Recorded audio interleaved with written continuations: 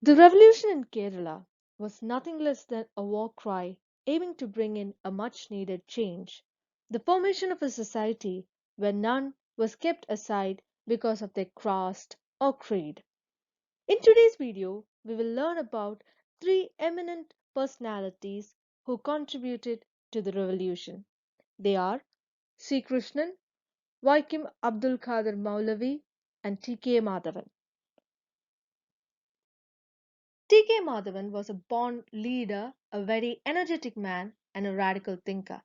He fought against the caste system and was not once afraid of the guardians of this ridiculous practice. His methods were critical and methodical. He was disturbed and agonized by the practice of caste divisions, so he sought proper methods to find a solution to this problem.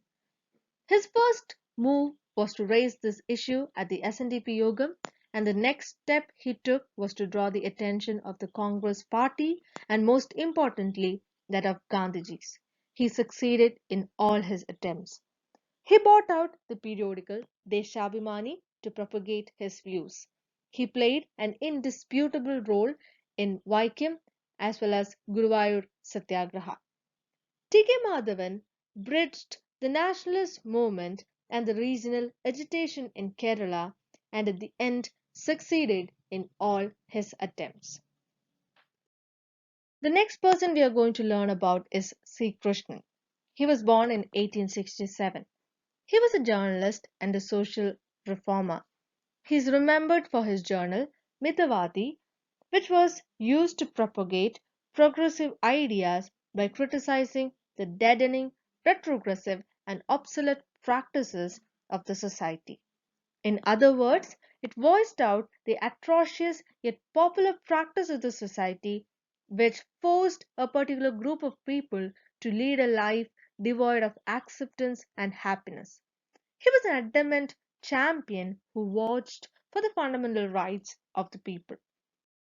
He firmly believed that everyone should have freedom, the principles of democracy was to be enjoyed by all, social justice was the only justice and it should be materialized, and lastly, maintaining secularism was the only hope for having a developed community. In his periodicals, he insistently wrote against all superstitious practices and made it clear how casteism clogged the progress of the society. He openly rebelled against the ban on the use of road to Talishetra by the Avarnas, and along with Mancheri Ramayar, he walked up the road to challenge this prohibition. He not only voiced out for the marginalized but also spoke for the doubly marginalized group of the communities, that is, the women of the society. His article, Mr. Sumarada Sangadangal, addressed the pitiful state of women in the society. He was also a member of the Justice Party and later became the president of South Indian Liberal Federation. A follower of Srinarayana Guru, he was a forefront fighter for the implementation of revolutionary socialist reforms. His life was an example about what people would do when they had a vision of human equality. The last person we shall learn about in this video is Vakkom Abdul Khader Moulavi. His contributions and efforts made it evident that the springs of Renaissance were not just confined to any particular domain of the society, but the repercussions of the resurgence were felt in other communities as well. Vakkom Abdul Khader Moulavi was a scholar and he attempted to uplift his community through education, especially by making them learn English.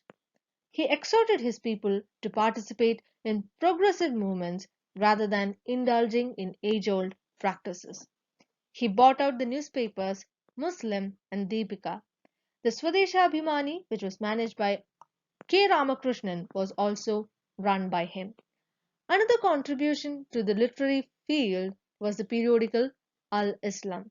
He also founded the Tiruvidankur Muslim Sabha and Chirayankira Taluk Muslim Samaj for the upliftment of his community.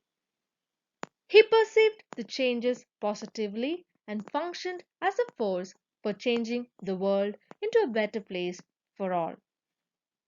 To conclude, all the three men we learned about were warriors of the unrecognized, and they are remembered for their mighty deeds. Thank you.